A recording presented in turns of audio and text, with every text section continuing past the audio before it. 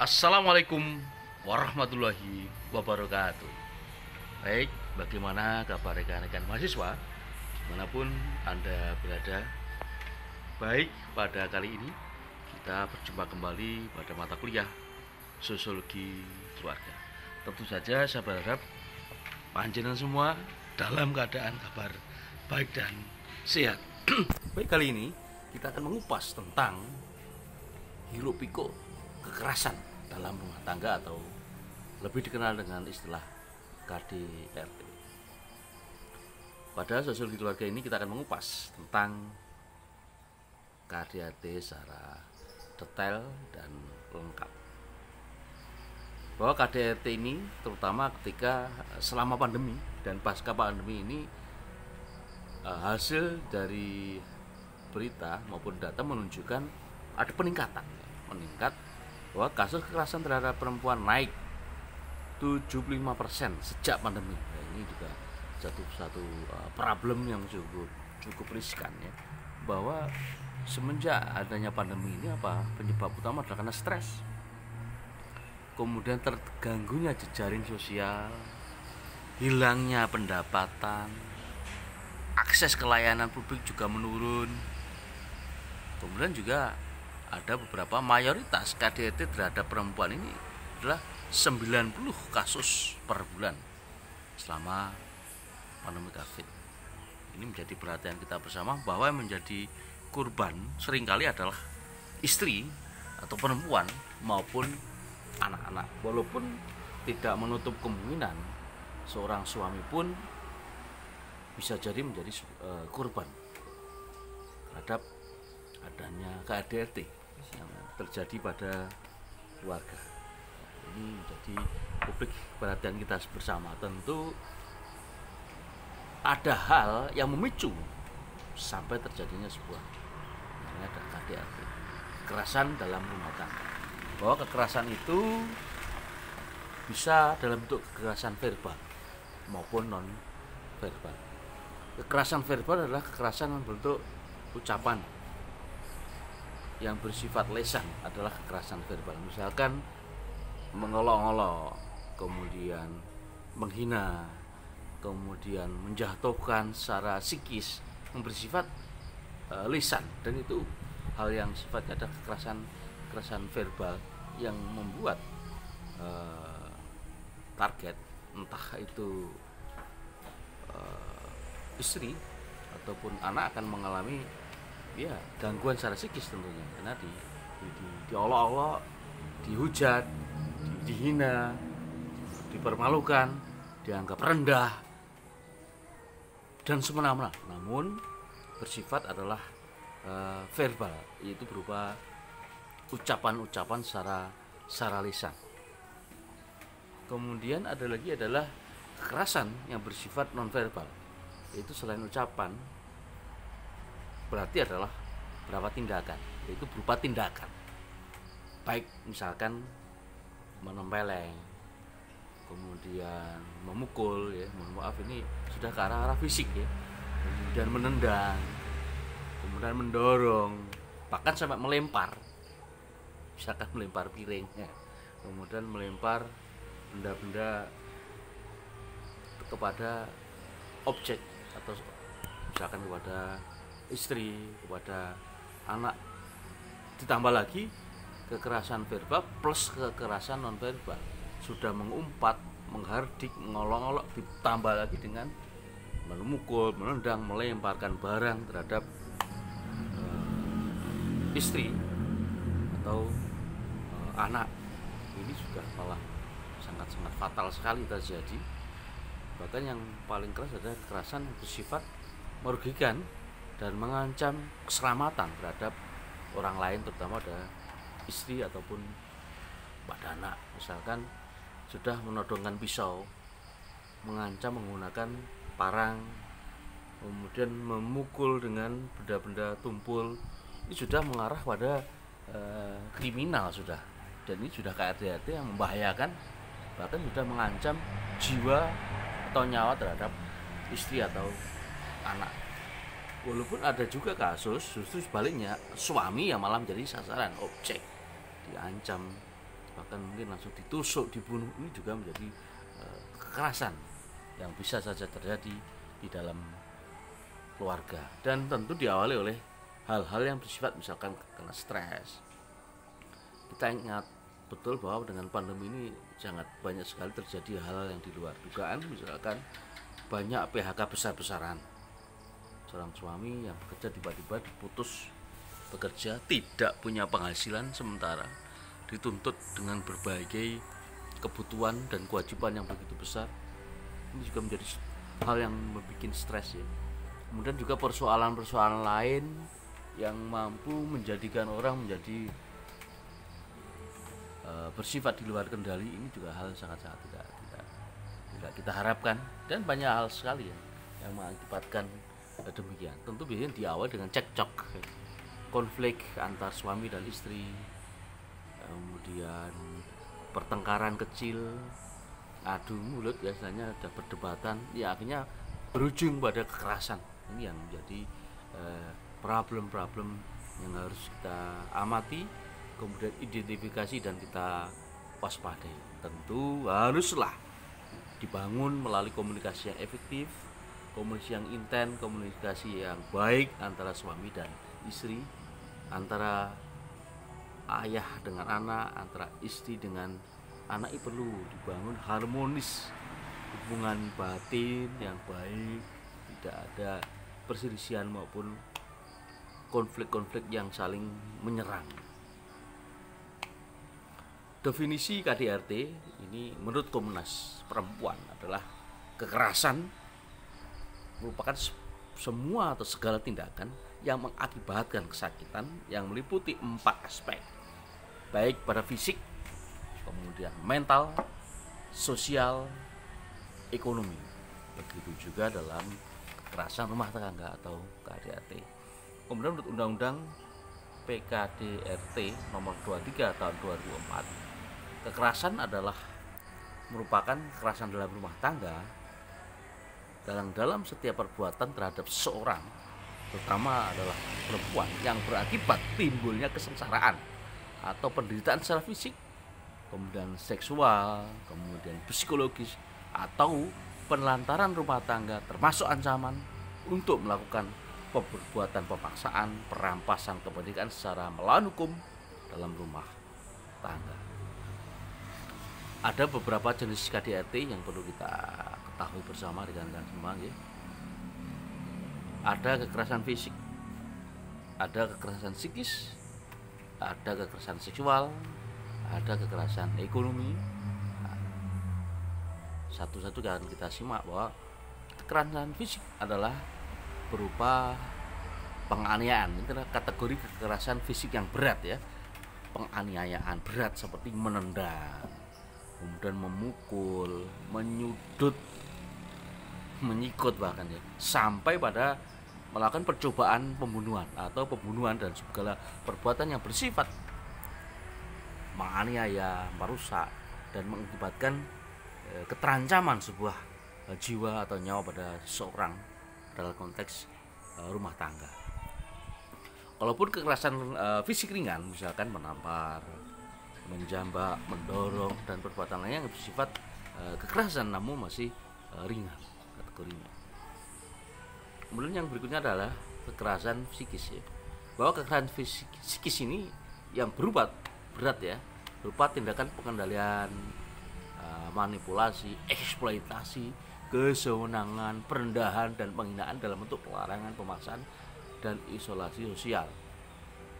Tindakan atau ucapan yang merendahkan, menghina, pengungkitan, kekerasan, atau ancaman kekerasan fisik, seksual, dan ekonomis ini adalah merupakan kekerasan psikis.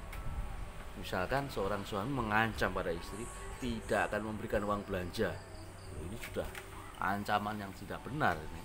Bahwa suami adalah punya kewajiban memberikan nafkah, memberikan uang belanja kepada istri. Kemudian mengancam, ini sudah termasuk kategori ancaman bersifat ekonomi. Ini sangat tidak benar ya.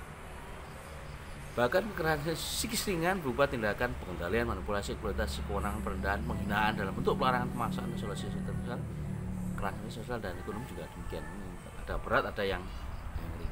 dan semuanya berdampak secara kejiwaan terhadap orang, menjadi trauma, menjadi takut, menjadi was-was, tidak aman, merasa tidak nyaman, merasa gelisah.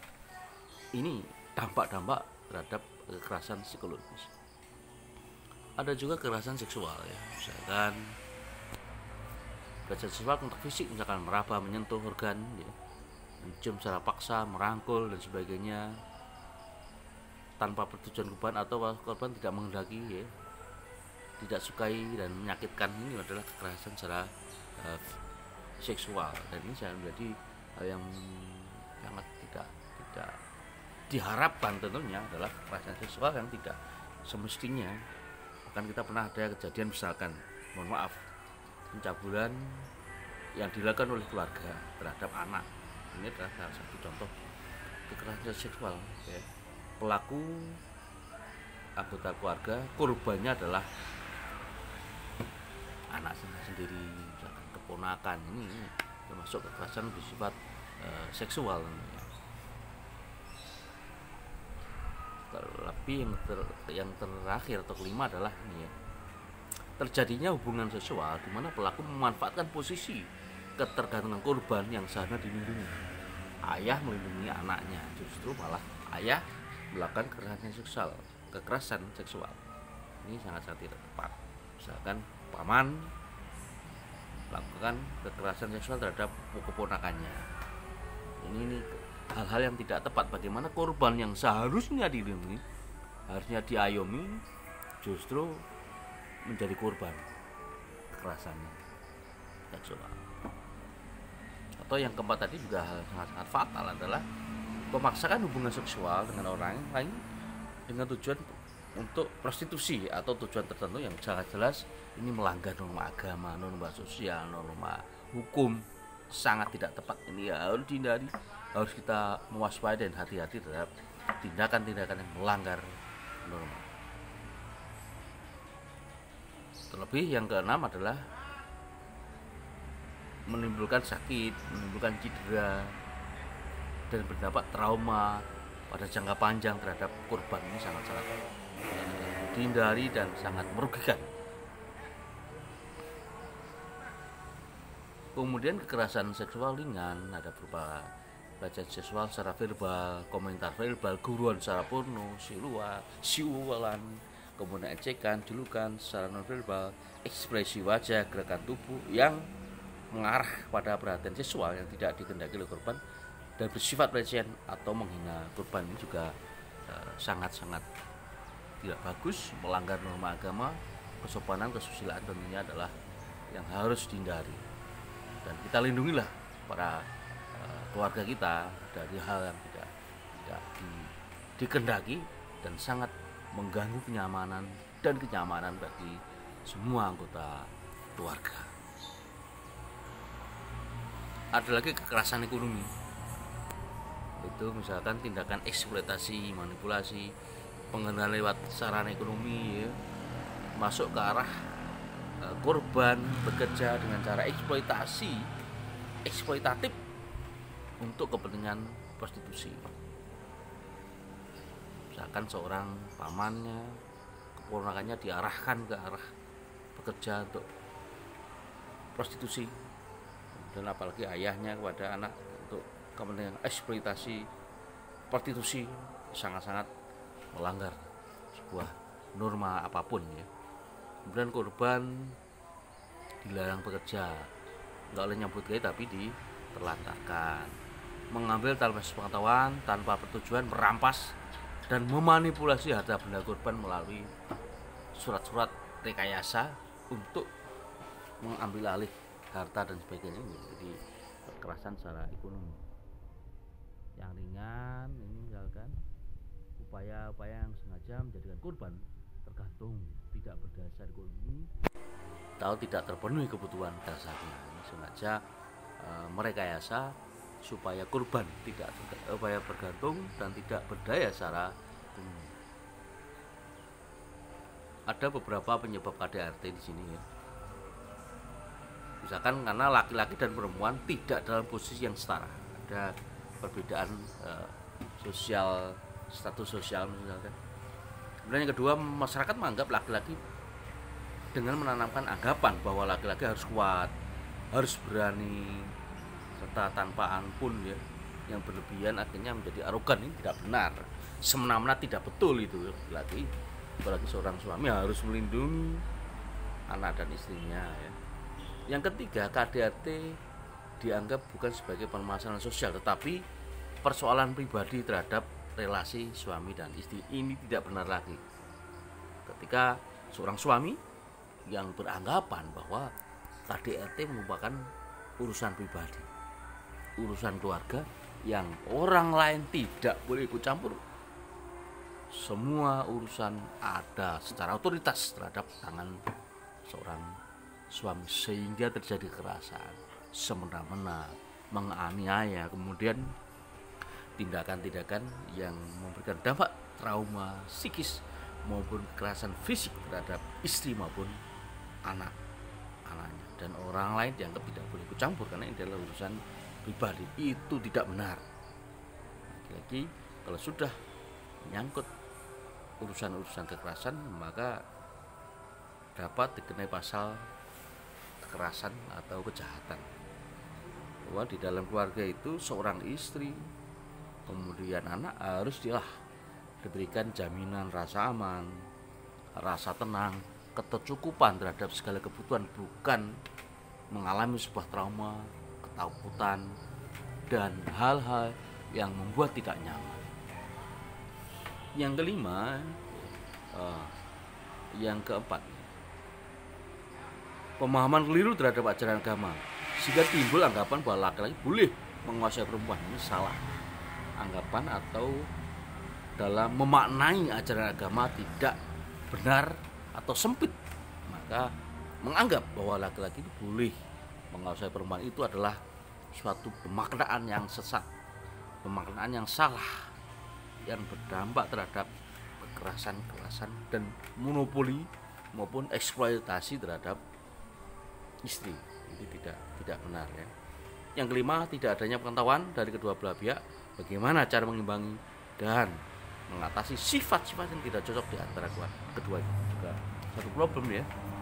Nah, belum ada kecocokan, butuh penyesuaian, akhirnya jadi konflik. Yang keenam, tidak adanya cinta pada diri seorang suami terhadap suami istrinya, karena mungkin perkawinannya karena jodoh tanpa didasari dengan rasa cinta terlebih dahulu. Ini juga bisa menjadi penyebab terjadinya KDRT.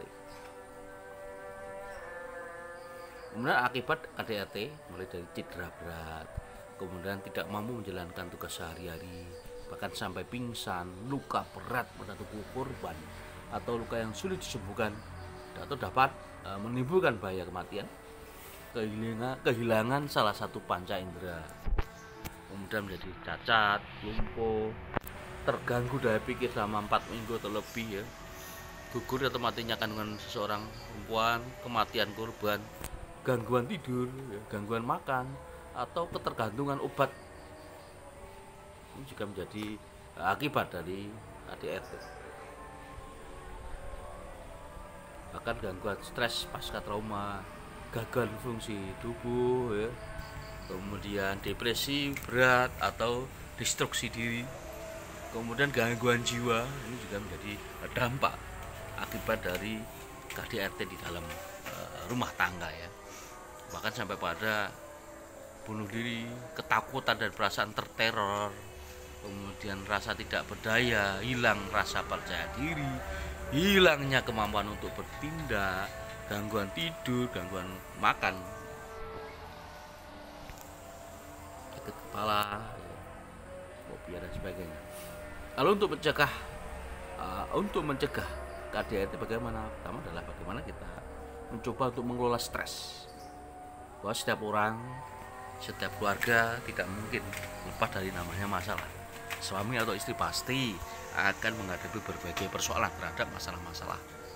Misalkan bagaimana dalam mengelola stres ini, masing-masing pasangan ya saja saling berdiskusi, kemudian saling bertukar pikiran, menyampaikan ide dan gagasan akan suatu persoalan, sekaligus bagaimana solusi yang terbaik dan yang tepat serta efektif untuk diselesaikan. Berdiskusi antara pasangan, antara suami dan istri, anak dengan orang tua, ini akan jauh lebih baik. Bagaimana stres ini dikelola dengan baik, kemudian diidentifikasi serta diberikan solusi yang tepat supaya stres ini tidak berkelanjutan, tapi diberikan solusi yang benar dan efektif. Kemudian yang kedua adalah bangun komunikasi yang baik. Bagaimana dengan komunikasi ini akan bangun relasi yang sehat, meredam emosi ketika berkomunikasi ya. Saling mengerti, saling memahami antara suami dan istri, antara anak dengan orang tua jauh akan lebih bagus sekali. Kata kuncinya adalah membangun komunikasi yang positif. Karena apa? Apapun persoalannya, ketika dikomunikasikan dengan baik dari hati ke hati, pasti akan ada solusi yang terbaik pula. Kemudian komitmen sosial apa? Saling menghargai, saling bersedia meminta maaf, serta berkomitmen untuk menyelesaikan persoalan-persoalan dengan win-win solution. Nah ini bagus lagi, sudah ke arah komitmen memberikan suatu solusi secara bersama-sama, suami dengan istri, anak dengan orang tua. Ini komitmen sosial yang bagus, siap untuk saling menghargai, saling bersedia memberikan minta maaf, dan berkomitmen untuk menyelesaikan persoalan dengan baik. Kemudian membagikan beban ini juga hal yang tidak seringkali diabaikan, tapi sangat penting. Apa? Pengaturan jadwal pekerjaan domestik, misalkan tentang siapa yang masak, mengatur rumah, mengantar anak ya, work from home kalau dulu zaman di pandemi ya.